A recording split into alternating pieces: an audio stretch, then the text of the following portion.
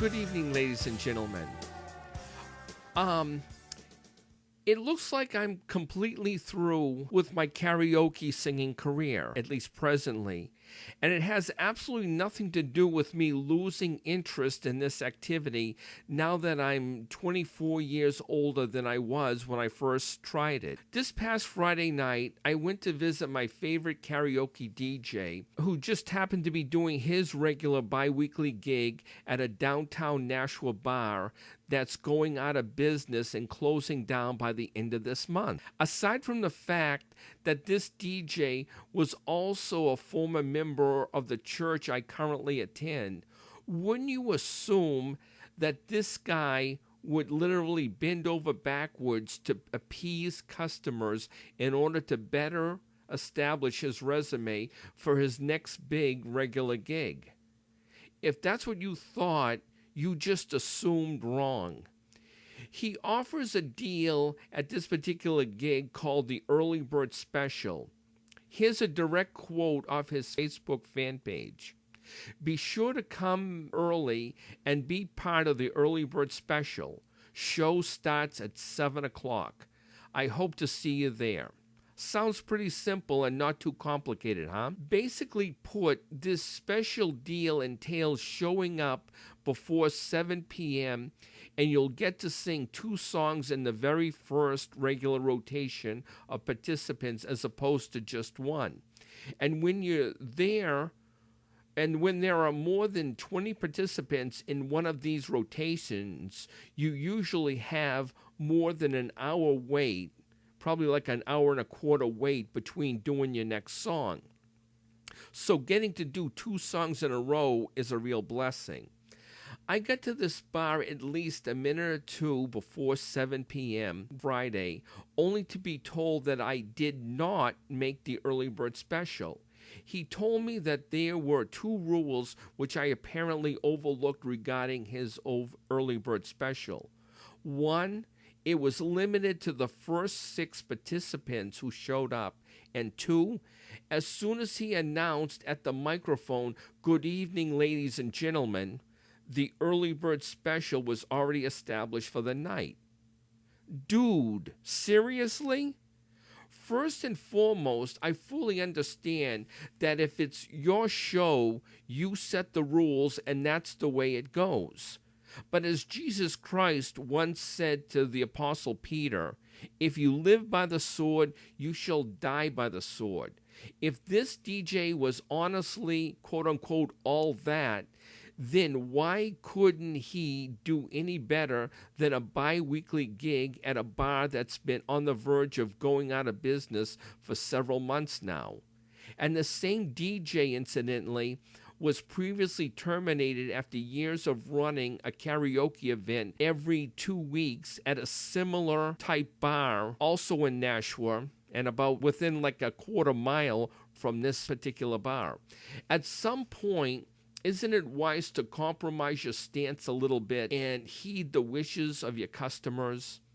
Instead of offering an Early Bird Special to the first 6 customers who show up to your gig before 7 p.m., for example, why not offer 2 songs in a row to an individual who participates in at least 3 rotations or a couple of hours to patronize food and drink items offered at the bar? What this DJ is doing is rewarding people who come at about 6:45 and in essence hang out for their 2 songs in a row and leave the bar within about a half an hour after they first walk through the door. How the heck does that help the bar sell lots of food and drink items during the 4 or 5 hour stint of this Friday night gig? Secondly, aren't you in essence a bold-faced liar by claiming your gig officially, quote-unquote, officially starts at 7 p.m. when you circumvent that by going up to the microphone and stating, "Good evening, ladies and gentlemen," at 6:55 p.m.? So which is your, quote-unquote, official start time for your gig? 7 p.m. or 6:55 p.m.? Personally, if I offered an Early Bird Special, I'd allow customers to come in till at least 7:15 p.m. and give them 2 songs in a row rather than acting like a nitpicky bleep hole and screwing them over with stupid fabricated rules. What made last Friday night even more pathetic was that some of these same early bird participants, out of a field of about 26 karaoke singers, also got to sing an extra song in the rotation via a kamikaze, which is a song that's the DJ's choice rather than the singer's choice, along with free drinks, both through raffle drawings. Would it be too much to ask the DJ to perhaps disqualify the early bird participants from any type of raffle drawings in order to give every other singer a chance to compete on a level playing field? So I guess we're all to believe these privileged individuals were quote-unquote lucky as they were early. Quick, somebody please get me the phone number to Ripley's Believe It or Not. Furthermore, don't you think it's sort of retarded to offer customers free drinks via a raffle when lawsuits are rampant against bar owners as it is for serving people who are already drunk? Granted, you hope that these individuals will invest in the bar's products, which in turn will hopefully secure your gig's tenure at that establishment. However, if they do happen to get into a serious accident after they leave the bar, the individual or their relatives will look towards you for some legal remedy to resolve their situation. Stupid, stupid, stupid. To pour even more gasoline on the proverbial fire here was that I had just voted this particular karaoke DJ for quote-unquote Best Nashua Entertainer of the Year in an annual readers poll for the Hippo Weekly newspaper the previous day. Needless to say, I'll never do that again for him. I sure hope he loses. It's really going to suck if this guy wins. Last but by no means least, why does one of these karaoke DJs participate in the regular rotations when there's more than, let's say, 10 singers already signed up to participate? Most of these karaoke DJs sing much better than the average individual, probably because if they all have the equipment in their residence, they can practice their craft anytime they darn well please. I can fully understand and respect an individual who wishes to sing a duet or needs some help with a certain song. Then by all means, the karaoke DJ should sing along. I can further understand that if there happens to be less than 10 singers participating, the DJ has every right to help, quote-unquote, jumpstart the customers to fill out a song request sheet and get up to sing. But when you've got more than 10 singers wanting to sing, or last Friday, more than 25 participants, the DJ should just yield to the customers and shut up. It's almost like they think there's a talent scout sitting in the audience hoping they'll sign them up to a contract to become the next Frank Sinatra or perhaps Michael Bublé. Absolutely ridiculous.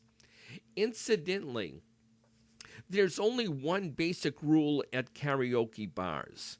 If you publicly berate, criticize, assault, or hassle an individual while they're singing, you're out of here. As the old cliche goes, you usually get what you pay for in life, and karaoke bars are usually free. So if you want to go somewhere with good quality entertainment, then stay the heck away from karaoke bars. Although there are a few really pathetic singers on any given night, some of them are fairly talented, especially the karaoke DJs, probably because they literally can practice as long as their little hearts desire. So what's my solution to this problem? I think my very first karaoke experience was actually my best.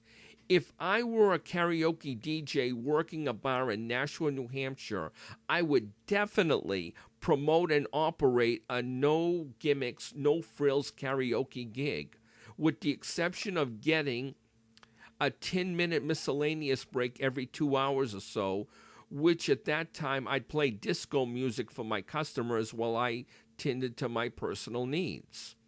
What a novel, virgin concept, especially for Nashua, New Hampshire.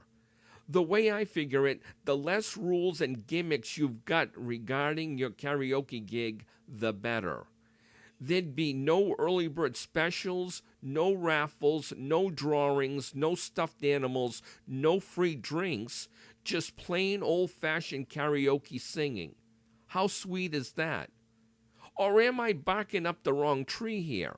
Was karaoke just a fad that sort of went out of style with hula hoops and yo-yos? If a bar really wanted to kick butt on a Friday, Saturday night, would it draw more revenue off a regular band or a solo performer or maybe a regular DJ than a karaoke event?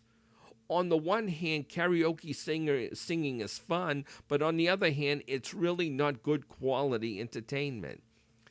But has this fad worn off, lost its luster, and just gone out of style? I'll probably still sing to my car radio even if I'm grossly out of tune. What the heck? But I love to have the experience of reverting back to the days of no frill, no gimmick karaoke. Now that was really something. I'm Frank, and that's my rant of the day.